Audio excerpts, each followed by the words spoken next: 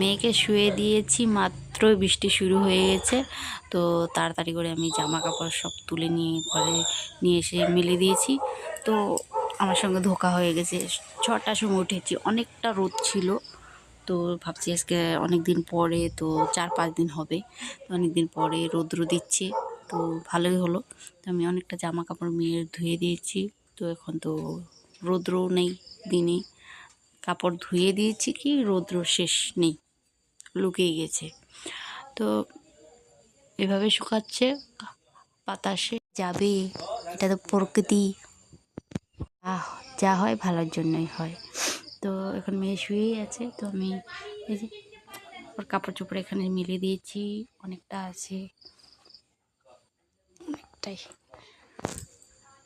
তো চলো দেখবে, অনেকটাই কাপড় চোপড় আমি তোমাদেরকে দেখাতে নিয়ে যাচ্ছি। এই যে বাইরে অনেকটা বৃষ্টি দেখতে পাচ্ছ, সুন্দর ভিউজ হচ্ছে। বৃষ্টি এলে যেন কি মনে হয়, খুব অনেকটা ফ্রেশ ফ্রেশ হয়ে যায় গাছপালা, যেমন সবাই গান গাচ্ছে, সবাই হাসছে, এই ভাব ভালো লাগে বৃষ্টি আসলে।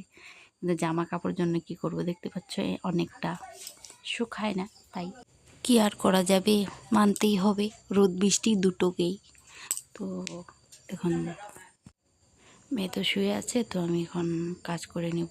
আছে আমার টুকিটাকি কাজ, না থাকলেও আমি ভাই করি, কাজ তো শেষ হয় না। তো আমি মন্দির পরিষ্কার করে নেব। তো এখন তো হয়ে ওঠে না আমার আগের মতন মন্দির পরিষ্কার রাখা, পুজো দেওয়া, আমার স্নান করা কোনো টাইম টেবিল হয় না এখন মেয়ে নিয়ে। তো সকালে কি হয় না, বৃষ্টি হতে থাকে, তো আমার স্নান করলে মেয়ের ঠান্ডা লাগা যাবে, সেই জন্য আমার হাজব্যান্ড বলেছে রৌদ্র উঠলে তুমি চান করবা। এখানেই সমাপ্ত, টাটা বাবা।